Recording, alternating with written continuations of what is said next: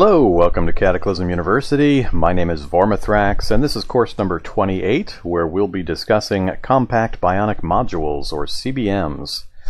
So in Cataclysm, it is futuristic time frame, and they have installable Compact Bionic Modules. These basically make you Supermen, so they give you special abilities, special powers, special upgrades, and so on. They're electrical, surgical devices that are implanted into your body, and they provide all sorts of cool effects. There's a huge list of different Compact Bionic Modules available, and I'm going to show you the list real quick just so you can kind of get an idea. I am not going to cover all of the different modules and what they do and how they work and why to use them and so on. That's going to be for you to find out, but let's at least take a look here. Alright, so this is the list of CBMs, so you can see the list is fairly large. And there's a lot of really cool stuff in here. So you're going to find some in your gameplay, and I'll show you where and how to get some. It is randomized, of course. Some are more rare than others. You have to go into more and more dangerous places to get the really good stuff, but there's so much cool stuff in here. It is very much worth taking some time and effort to investigate the CBMs and how they work and try to figure out how to get them working in your game. Alright, so let's back out of that screen. And let's talk a little bit about CBM. So what we're going to cover in this particular course, in hopefully a reasonable time frame, is what Compact Bionic Modules are, where to view and how to activate them, how to get new ones, how to install them, and also how to remove them and the dangers involved in that.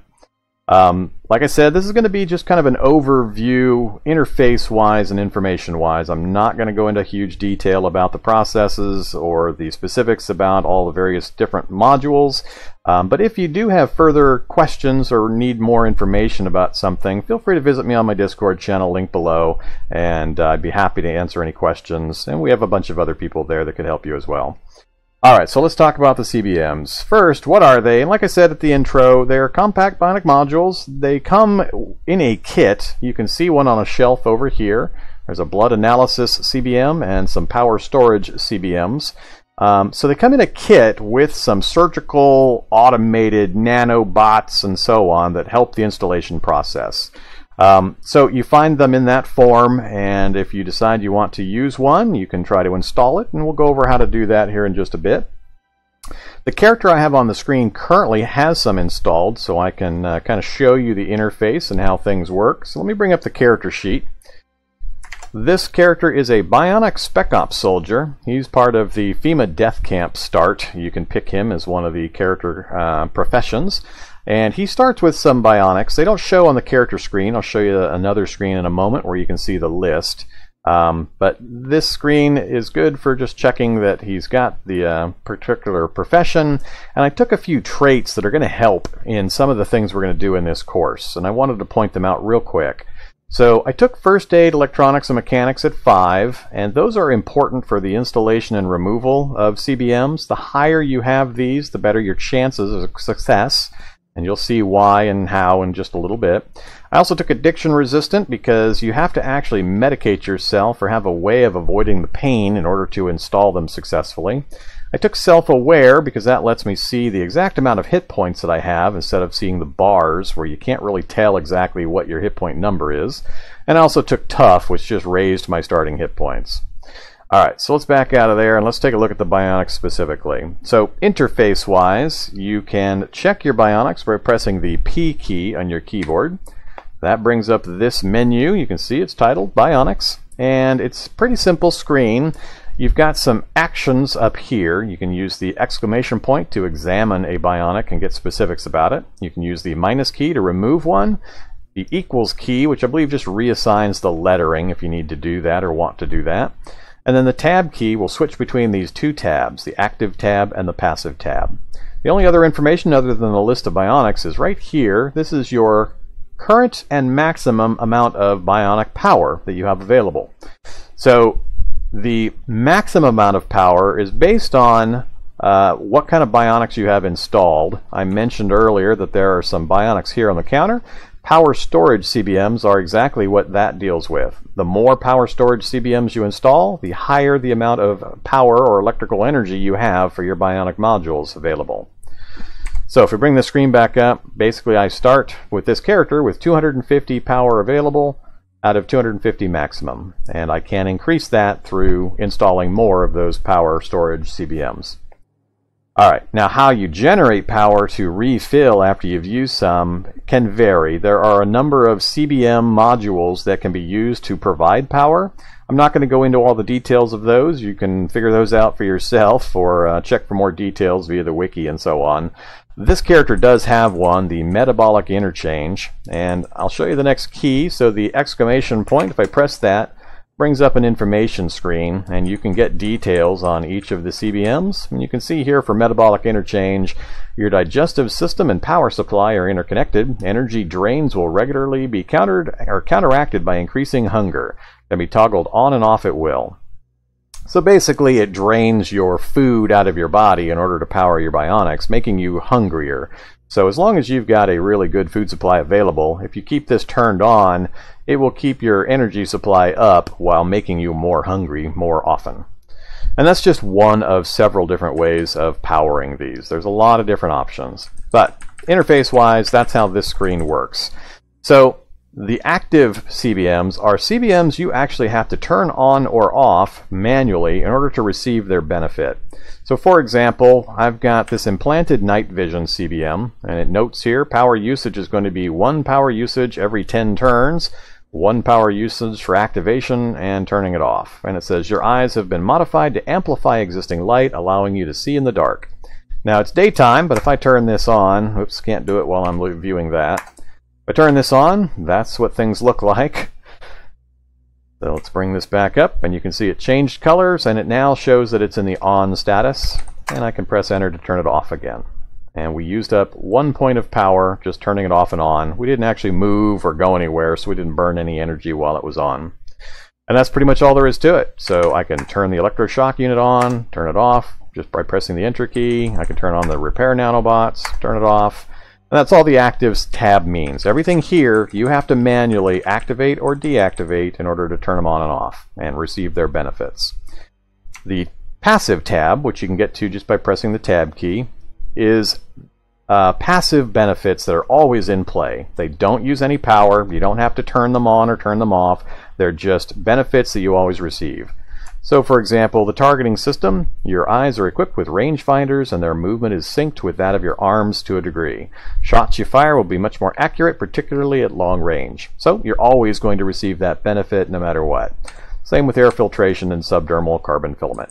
So when you're looking through your CBMs, you want to know if they're active or passive, whether they're going to require a power draw or not, how much power you might have available. A lot of things you're going to decide and choose from when you're making your decisions on how to use the CBMs you have available to you. And that's all there is to it for this screen, really. So active and passive, use the exclamation point to get more details, oops, like so. And then you can remove CBMs with the minus key, and we'll cover that here in just a moment. Alright, so next thing I want to talk about is how do you get new CBMs? Well, the first way is to find them as loot. So I've got them, a couple sitting here on the counter, and that's how they'll show up in the game world if you happen across any. So when you look at it, you can see in the detail screen on the right a blood analysis CBM and some power storage. And if I walk over there, that's them right there. Alright, so the common places to find CBMs are places like bank vaults, military bunkers, laboratories, and the deeper you go in the lab, usually the better you'll find, or the higher quality or rarity levels. So you gotta, it's kind of a mid to late game thing, so you may stumble across some earlier than that, but if you're actually searching them out, those are the types of places you're going to need to go. Another way to get CBMs is to butcher corpses of zombies that actually have them implanted. So right above me, I've got a row of corpses, and in order, this is the shocker zombie, the zombie technician, the zombie scientist, the zombie biooperator, and the shocker brute.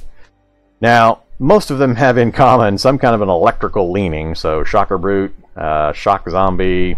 The technician actually has got an electrical power. He zaps weapons out of your hands. The scientist and the biooperator just have high-end CBMs usually. So That's kind of a running theme. There may be a few others. Those are the ones I remembered off the top of my head and I wanted to demonstrate. And the way you can recover those CBMs is you step on the corpse and you butcher it using the butcher command. Now, your success level is going to depend on your survival skill, so the higher the better. Will increase your chances of recovering it successfully, as well as the tool that you're using. So let me go to my pile here, and there's my butcher knife that has a level 25 butchering quality. So I'm going to pull my butchering knife out. So I've got survival skill of 5, and I've got a 25 butchering quality tool. So I'm going to go ahead and use the Shift B command to butcher. And you can see here it says you discover a power storage CBM, you discover a cranial flashlight CBM. And there they are on the list. So these low-level zombies that have the bionic modules usually have 2 bionic modules. If you fail a removal through low skill or just bad rolls on the random number generator, it'll say it's a broken CBM. You can get some use out of those by using them to build others or disassembling and so on, so you might still want to grab them, but you will fail fairly often early game when you're trying to butcher. So sometimes I'll leave corpses alone until later when I've got a better tool or I've got a higher survival skill and just mark them, and then I'll come back and butcher them in order to get the CBMs at a better success rate. Alright, next up is the Technician Corpse. We're going to butcher him, and we just failed twice. We got 2 burnt out Bionics that time, so we didn't get a single Bionic. Next up, we've got the Zombie Scientist. That time we got a Recycler Unit CBM and a burnt out Bionic. So all 3 of these just had 2 Bionic opportunities, and we failed a few, but we did get a few. This recycler system is kind of interesting. Your digestive system has been outfitted with a series of filters and processors allowing you to reclaim waste liquid and to a lesser degree nutrients. The net effect is a greatly reduced need to eat and drink. Alright, next up we've got the Bio Operator. He's pretty high end. He's pretty nasty. If you happen to run across one early game, I would recommend you go the opposite direction. But once you can take him out, get him butchered up, and take a look. So we got an integrated dosimeter CBM and a power storage CBM Mark II variety. So he still only has 2, but he's got much higher rarity chances. So these are some higher rarity versions. So the Mark II version of the power storage can hold additional power. So it increases power by 250 units as opposed to the standard power storage, the Mark I, only increasing your total supply by 100 units. So it's a much higher modified version of the power storage. So great to find. And the integrated dosimeter is for radiation analysis. Alright, and then finally we've got the Shocker Brute. Butcher him up, take a look. And we got 3 CBM opportunities. We got a unified power system CBM and 2 standard power storage CBMs.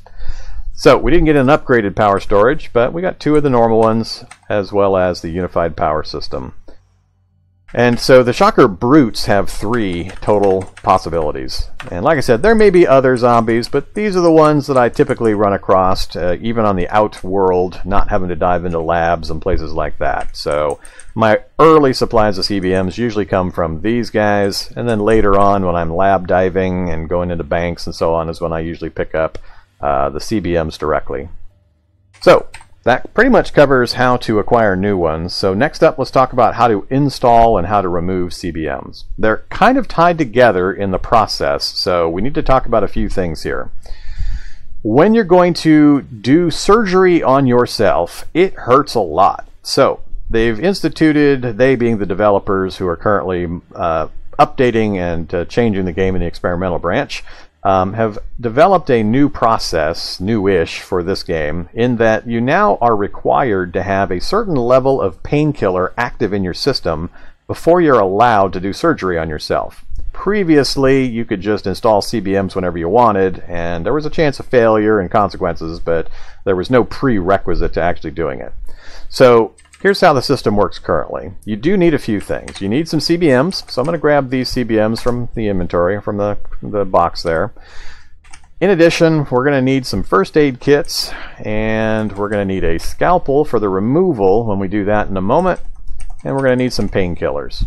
So I'm going to grab all that, and let's talk about a few things. So for the installation, we just need to have some way of blocking the pain. That can either be done through drugs, and I've got a couple. I've got the poppy painkillers, and I've got some morphine on me. The morphine is a pretty high-end narcotic, so there is a fairly high chance of addiction that you have to be worried about or wary of. So just be aware that this is not a consequence-free action. So you want to make sure that you're prepared for this situation and deal with it in some way. You can use many different methods to improve your painkiller response. And I mean, you can use, I believe, alcohol. You can use varying levels of drugs and medication, but here's the key thing. I'm going to take, let's actually just eat an aspirin real quick. So I've got some aspirin on the counter here. Let's take an aspirin. Alright, so we've got a painkiller effect here, and what we're looking for is we need to get our painkiller percentage to a certain number, and right now the painkiller hasn't actually done anything. So there we go. I let some time pass, and we're now at painkiller effect 2. We need a painkiller effect of 10 before we can actually do any surgery. That's the magic number. So you've got to consume pain-killing drugs, medications, alcohol, whatever, but you've got to get that number to a 10.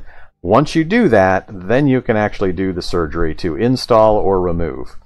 So how you do that and what drug combinations you use, kind of up to you, but here's the quick way I'm going to do it for this demonstration. So I'm going to activate, I'm going to take a morphine, and it says you shoot up. I'm going to do it one more time. I'm going to take 2 morphines, then I'm going to wait for 30 minutes. Oops, I need a watch. Let me summon up a watch real quick.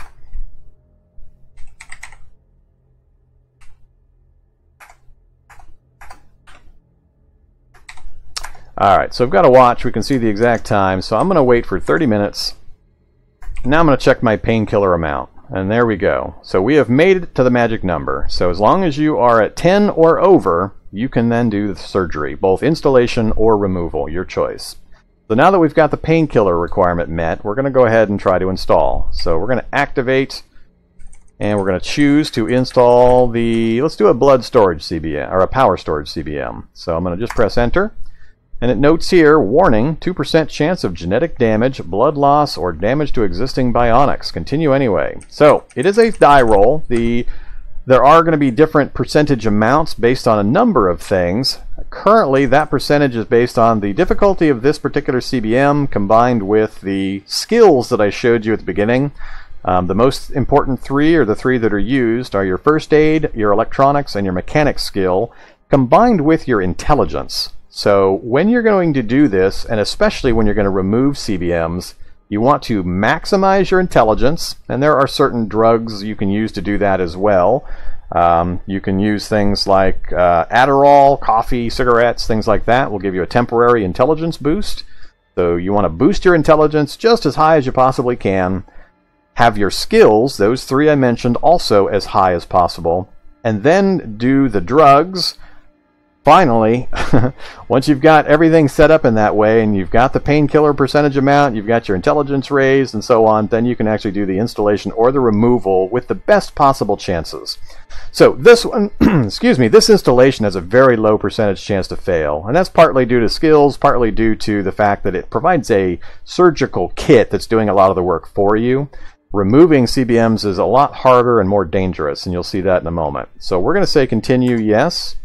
And we got the message, successfully installed power storage, increased storage capacity by 100. So our current power is 249, but if we look at our tab here, we now have maximum of 350 that we can raise it up to. And then we can do another one. Whoops, we're going to activate, do another CBM, say yes again, and we've just increased it another 100. And let's do that blood analysis CBM. And you'll notice that one has 5% chance. It's a rarer and tougher one to install, and we successfully installed that as well. So we've still got the painkiller percentage, and now we're going to do the hard thing. So the last thing I want to talk about is removing CBMs. This is where it is really, really critical to make sure you've got your intelligence as high as you can boost it, and you've got those 3 skills First aid, electronics, and mechanics, in that order. They're actually weighted. First aid is the one that has the most benefit, electronics secondarily, and then mechanics in third. So always focus on first aid primarily if this is your intent. But have those three as high as you can, as well as have your intelligence boosted as far as possible, and then bring up your Bionics menu. Pick the one that you want to remove. So let's say I want to remove, the air filtration system for whatever reason. Or if you have a broken Bionic, some characters or professions start with negative or broken Bionics, and if you're trying to get rid of that, this is the way to do it. Press the minus key. That goes into a removing screen, and you just pick the letter of the one you want to remove, and you get this message. So, warning, 9% chance of failure and severe, take that word very seriously, bodily damage. Remove anyway, yes or no? So, this number can be really, really bad depending on the situation with what your skills are, what your intelligence is, and so on. So I'm going to say yes to this. And removal is a failure, so I actually failed that percentage chance. Your body is severely damaged, and look at that. I just went from 108 health down to 42. So that's what, 66 damage? And the damage that is taken is a random number. I believe it tops out in the 80s. 83 or 86, I think, is the upper limit for the damage that can occur. So that's why it's really critical to be very, very careful about this. Make sure you're full health, high intelligence, high skills, and so on. If you know what your maximum hit points could possibly be, then that's what this screen does. You can see your base hit points right here. And that's based on your strength stat generally at the start of the game. So my base hit points is 108. That's what these numbers used to be. So I took a 66-point hit, and that's not the highest it could have been. It could have been worse. So the reason I'm trying to stress this is if you have less than 80-some hit points and you fail a removal and you get the worst possible roll on the failure for the damage, you can just flat out kill yourself. You'll just flop over dead from trying to remove a Bionic. So be really, really serious about how you approach the removal of the Bionics and prepare. Get your skills as high as possible, get your int as high as possible, use the painkillers to be able to do it at all, and then go ahead and do the surgery. Now, one other thing I forgot to mention that I do want to bring up is that every time you try to remove a compact Bionic module, in addition to the painkiller requirement, you also have to have a tool, a sharp tool to actually do the surgery with. So things like the scalpel with a 3 fine cutting quality is good. You also have to burn a first aid kit. So you're going to need a pile of first aid kits if you're trying to remove a lot of compact Bionic modules that are broken or negative or whatever reason you have. So when you do the removal, get your painkiller up, do the removal, and it's going to burn a first aid kit as well. I think that covers it. So there's probably a lot of little things here and there that people are going to be questioning or have more information requests about. Feel free to leave comments down below if anything occurs to you that I didn't cover or that you need more info on. Or, as I mentioned, feel free to visit me on my Discord channel, also linked below, and I'll be happy to provide any additional insights. So I think that'll cover it for this episode. As always, please like, comment, subscribe. Let me know what you think of the series and the channel, how to improve, anything like that. I'd be happy to hear from you so I can improve the channel in the future. Look forward to seeing you in the next course. Have a great day. Bye-bye.